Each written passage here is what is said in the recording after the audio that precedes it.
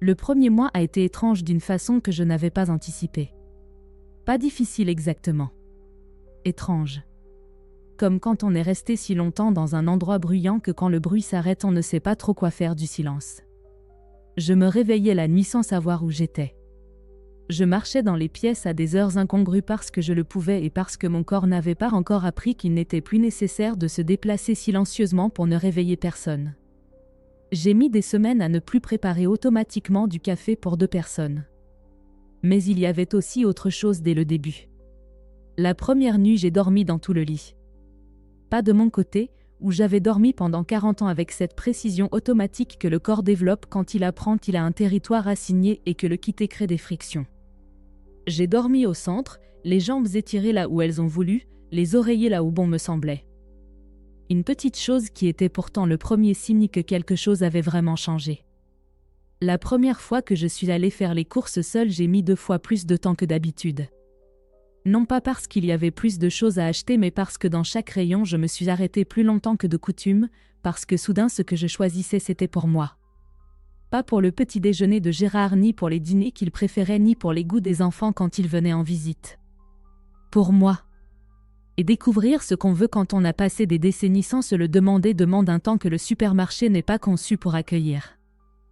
J'ai acheté des œufs, des tomates, une bouteille de vin blanc que Gérard n'aimait pas, 3 sortes de fromage, du pain de seigle, des olives et un chocolat noir au sel que j'avais vu de nombreuses fois et que je n'avais jamais acheté parce qu'il n'était pour personne d'autre que moi, et ça pendant 40 ans avait été une raison suffisante de ne pas l'acheter. Je suis arrivée à l'appartement avec les sacs et je me suis fait des œufs aux tomates pour le dîner et j'ai mangé seule dans la cuisine avec la fenêtre ouverte et sans télévision. C'était ce que je voulais manger. C'était exactement ce que je voulais manger.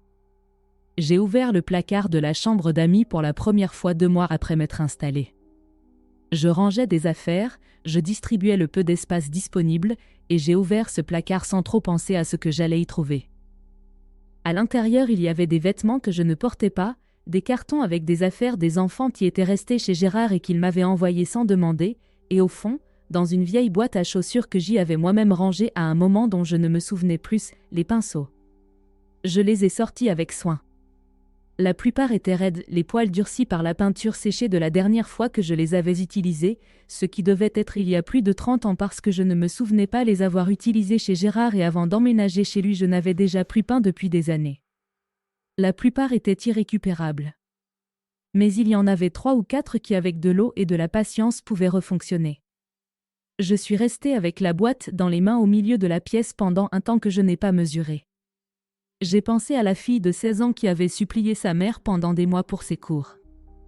J'ai pensé à ce que je ressentais quand je peignais, cette sensation d'avoir un endroit où mettre des choses qui n'avaient pas de mots ou que les mots n'étaient pas assez grands pour contenir. J'ai pensé à l'odeur de la peinture qui donnait mal à la tête à Gérard et qui m'avait toujours semblé l'une des odeurs les plus honnêtes du monde. J'ai pensé à 30 ans de placard et à ce que ça coûte de perdre quelque chose tellement lentement qu'il n'y a pas de moment clair sur lequel pointer la perte.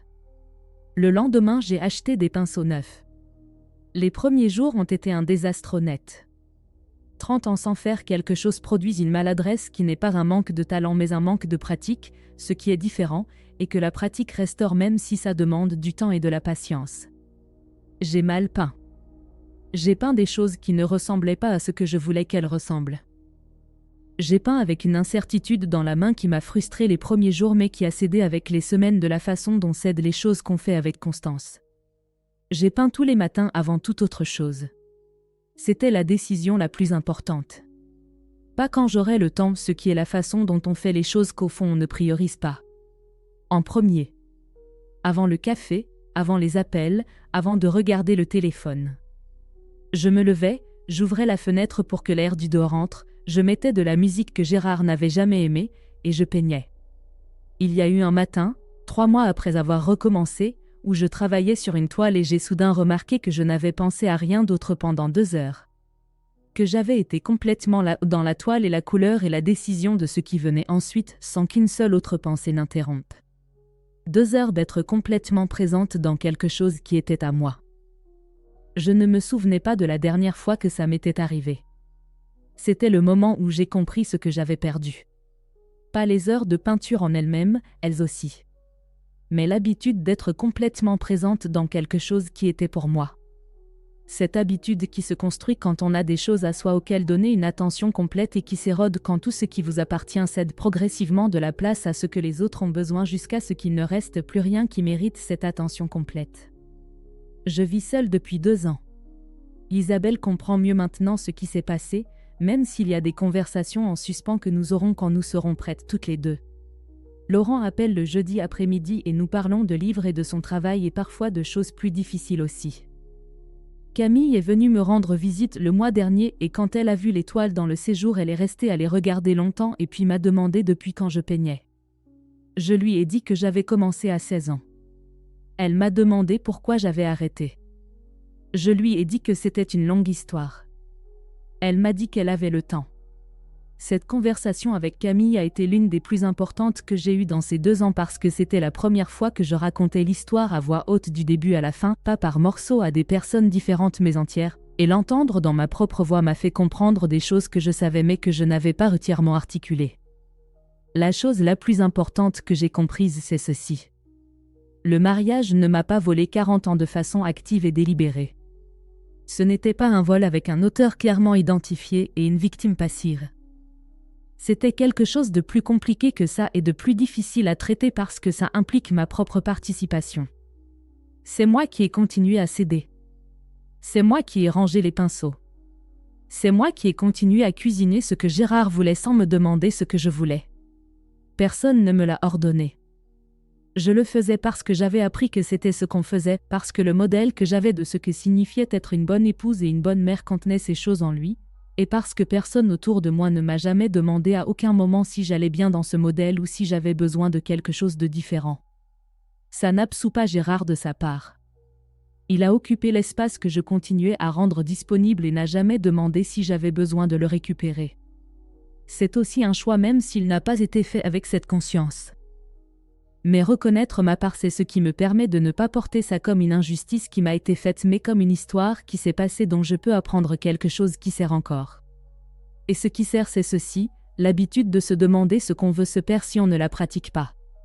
Et la récupérer même à 72 ans, même si ça demande du temps et de la patience et quelques semaines à mal peindre avant de bien peindre à nouveau, c'est possible. Ce matin, je me suis réveillée sans réveil, comme je vous l'ai dit au début. J'ai préparé le café qui me plaît. Je me suis assise près de la fenêtre avec la tasse en céramique bleue. Je suis restée là 20 minutes sans rien faire d'autre qu'être là. Ensuite, j'ai ouvert la fenêtre de la pièce où je garde les toiles et les pinceaux et j'ai peint pendant 2 heures. Ensuite, je me suis fait des œufs aux tomates. C'était ce que je voulais manger. S'il y a quelque chose que vous avez arrêté de faire quand vous vous êtes marié, quelque chose qui s'est retrouvé au fond d'un placard sans que personne vous dise de le mettre là mais qui y est allé quand même, je ne vous demande pas de prendre une grande décision maintenant. Je vous demande seulement de vous souvenir qu'il est là. Qu'il est encore quelque part qui attend que vous le retrouviez. Et que le retrouver n'a pas de limite d'âge. Il m'a fallu 72 ans. Et ça valait chacun de ce que j'ai mis. Est-ce qu'il y a quelque chose que vous avez arrêté de faire quand vous vous êtes marié et que vous n'avez pas encore repris? Quelle serait la première chose que vous feriez si vous aviez un matin complètement à vous? Dites-le moi dans les commentaires. Je veux les lire toutes. Ce matin, je me suis réveillée sans réveil. Je suis restée un moment dans le lit sans bouger, ce que je ne me suis pas permis pendant 40 ans, parce qu'il y avait trop de choses à mettre en route et trop de personnes qui dépendaient de ce que je les mette en route. Ensuite, je me suis levée, je suis allée à la cuisine, et j'ai préparé le café qui me plaît à moi. Fort, sans sucre, dans la grande tasse en céramique bleue que j'ai achetée il y a 1 an dans un marché d'artisanat parce qu'elle me plaisait et parce que personne ne m'a demandé si elle était pratique ou si elle s'accordait avec quoi que ce soit. Je me suis assise près de la fenêtre. Dehors, le soleil commençait à passer entre les immeubles d'en face de cette façon particulière qu'il a à 8 heures du matin. Je suis restée là sans rien faire pendant 20 minutes. Ce matin-là n'a pas existé pendant 40 ans. Non pas parce que Gérard me l'interdisait. Il ne m'a jamais rien interdit directement parce qu'il n'était pas ce genre d'homme. Il était un genre d'homme plus subtil que ça et d'une certaine façon plus difficile à nommer précisément à cause de cette subtilité. Ce qui existait pendant 40 ans à la place de ce matin-là, c'était un matin entièrement différent.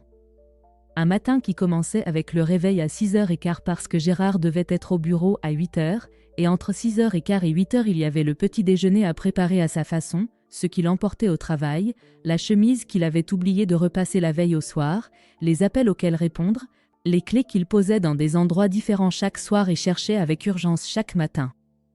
Et tout ça avant que je fasse quoi que ce soit pour moi. Je m'appelle Colette. J'ai 72 ans. J'ai été secrétaire de direction pendant 35 ans, les 22 derniers dans la même entreprise, et je suis retraitée depuis 7 ans avec la satisfaction tranquille de quelqu'un qui a bien fait un travail difficile pendant longtemps. J'ai été mariée à Gérard pendant 40 ans. Nous avons eu 3 enfants, Isabelle, Laurent et la petite Camille, qui ont grandi et construit leur propre vie, ce qu'on veut pour ses enfants. Et il y a 2 ans, quand j'avais 70 ans et Gérard 74, je lui ai dit que je partais. Pas dans un moment de colère. Pas après une grande dispute ni une découverte dévastatrice. Je l'ai dit un après-midi ordinaire de mars, assise à la même table de cuisine où j'avais pris des milliers de petits déjeuners, avec une tasse de café à la main et une clarté qui s'était installée lentement depuis des mois et qui ce jour-là avait simplement atteint son point final. Je lui ai dit que je partais. Et ce qui m'a le plus surprise dans ce moment, ce n'est pas sa réaction, qui fut d'abord de l'incrédulité puis de la négociation. Ce qui m'a le plus surprise, c'est que pendant que je le disais, je n'ai pas ressenti de peur. J'ai ressenti du soulagement. Un soulagement tellement immédiat et tellement physique que pendant un moment je me suis demandé si cela voulait dire que quelque chose n'allait pas en moi, ou si cela voulait dire que quelque chose n'allait pas depuis très longtemps et que mon corps le savait avant ma tête. Aujourd'hui, je crois que c'était la deuxième hypothèse. J'ai rencontré Gérard quand j'avais 29 ans et lui 31. C'était lors d'une réunion de travail, il était client de l'entreprise où je travaillais à l'époque et il est entré dans la salle de réunion avec cette assurance particulière que certains hommes ont quand ils savent que le lieu leur appartient. Il était séduisant. Il était intelligent. Il avait une façon de parler qui transmettait qu'il savait où il allait et que les personnes autour de lui y arriveraient aussi si elles le suivaient. À 29 ans, ça m'a semblé suffisant. Plus que suffisant. Nous nous sommes mariés 2 ans après. Ma mère a pleuré au mariage d'une émotion que j'ai interprétée à l'époque comme du bonheur et que je crois aujourd'hui avoir eu d'autres choses mélangées dedans qu'elle n'a pas su ou n'a pas voulu nommer. Mais à ce moment-là, j'avais 31 ans et j'étais certaine que ce que je savais sur l'amour était tout ce que j'avais besoin de savoir. Ce que je ne savais pas, ce que j'ai mis des décennies à apprendre à voir, c'est la différence entre un homme qui vous aime et un homme qui a besoin de vous d'une façon qui avec le temps occupe tout l'espace disponible jusqu'à ce que l'espace qui reste pour vous soit tellement petit qu'il n'y a plus assez de place pour y vivre confortablement. Gérard n'était pas un mauvais homme. Je veux dire ça parce que c'est vrai et parce que cette histoire serait plus simple s'il l'avait été. Il n'était pas violent, pas cruel, pas le genre d'homme qui apparaît dans les histoires où la maltraitance a un nom facile et des contours clairs. C'était un homme qui avait grandi dans une maison où les choses fonctionnaient d'une certaine façon et qui avait supposé sans trop l'examiner que dans sa propre maison elles fonctionneraient de la même façon. Qu'il y avait des rôles. Que chacun avait le sien. Que le sien était de pourvoir et de décider et que le mien était d'organiser et de faciliter et d'être disponible. Et moi qui avais passé 35 ans à être la meilleure secrétaire de direction que je pouvais être, j'ai appliqué à la maison exactement la même logique qu'au bureau. Anticiper ce dont on avait besoin avant qu'on le demande. Résoudre les problèmes avant qu'ils deviennent des crises. Maintenir tout en fonctionnement avec une efficacité que personne ne nommait parce qu'on ne remarque pas ce qui fonctionne, seulement ce qui échoue. J'étais tellement douée pour ça que pendant des décennies ni Gérard ni moi n'avons remis en question le système. C'était simplement comme étaient les choses. Le problème avec être très doué pour quelque chose qu'on ne devrait pas faire seul, c'est que le coup s'accumule tellement lentement qu'on ne le voit pas avant de regarder en arrière et de réaliser qu'on paie quelque chose depuis des décennies qui n'aurait jamais dû coûter autant. Avant Gérard, je peignais. Je ne dis pas ça parce que ça sonne bien dans une histoire. Je le dis parce que c'était vrai et parce que c'était important d'une façon que j'ai progressivement cessé de reconnaître. J'ai commencé à 16 ans, dans un cours extrascolaire que ma mère a payé parce que je l'avais supplié pendant des mois, et dès la première séance j'ai su que j'avais trouvé quelque chose qui était à moi de la façon dont peu de choses appartiennent à quelqu'un. Je n'avais pas un talent extraordinaire. Je le savais et ça ne me dérangeait pas. Ce que j'avais, c'était le besoin de le faire, cette sensation particulière que quand je peignais il y avait un endroit où mettre des choses qui n'avaient pas de mots ou que les mots n'étaient pas assez grands pour contenir. J'ai peint pendant toutes mes années d'université. J'ai peint dans mes premières années de travail. J'ai peint l'année avant de rencontrer Gérard et les 2 ans du temps où nous nous fréquentions. Et après le mariage, j'ai commencé à peindre moins, puis beaucoup moins, puis presque plus rien, jusqu'au jour où les pinceaux étaient au fond du placard de la chambre d'amis et y étaient depuis si longtemps que je ne pensais plus à eux comme quelque chose que je faisais mais comme quelque chose que j'avais fait autrefois. Il n'y a pas eu d'interdiction. Jamais. Gérard ne m'a jamais dit que je ne pouvais pas peindre. Ce qu'il y avait, c'était des remarques. L'odeur de la peinture lui donnait mal à la tête. La petite table du bureau que j'utilisais comme espace de travail était nécessaire pour ses papiers. Le temps que j'y passais alors qu'il y avait d'autres choses à faire. Aucune de ces remarques n'était un ordre. C'étaient des observations raisonnables, disait une voix en moi que j'ai compris avec les années être savoir installée dans ma tête qui parlait avec ma propre bouche. Et je répondais à ces observations raisonnables comme je répondais à tout, en résolvant le problème. En rangeant les pinceaux. En éliminant l'odeur. En utilisant le temps pour des choses qui servaient à quelque chose. C'est comme ça qu'on perd quelque chose qui vous appartient. Pas d'un coup. Lentement. Tellement lentement que le jour où ce n'est plus là, il n'y a pas un moment clair sur lequel pointer du doigt et dire c'est là que je l'ai laissé partir. Il y a seulement un placard avec des choses au fond qui n'ont plus été utilisées depuis longtemps.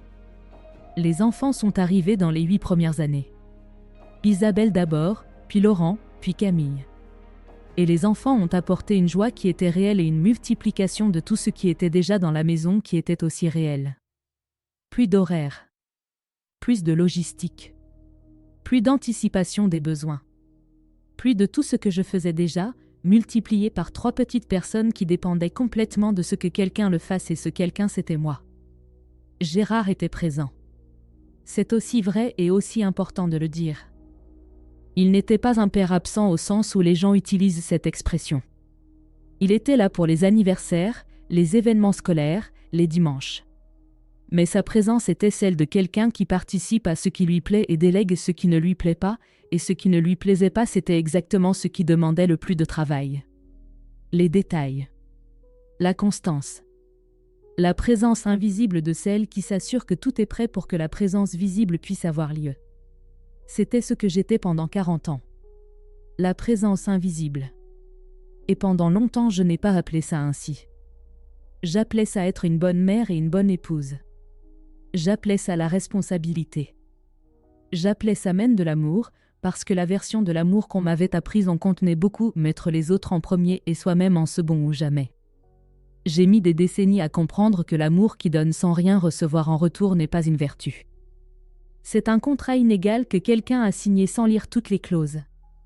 L'après-midi où j'ai pris la décision a commencé comme tous les après-midi. J'ai préparé le dîner.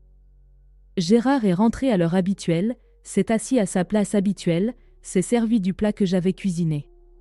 Il a mangé en silence avec la télévision allumée, ce qui était notre façon de dîner depuis des années parce qu'à un moment les conversations du soir avaient disparu et qu'aucun de nous n'avait fait quoi que ce soit pour les faire revenir. Je le regardais manger. Et j'ai pensé quelque chose qui est arrivé sans que je le cherche, comme arrivent parfois les pensées qui ont attendu trop longtemps et qui trouvent enfin une fissure pour entrer.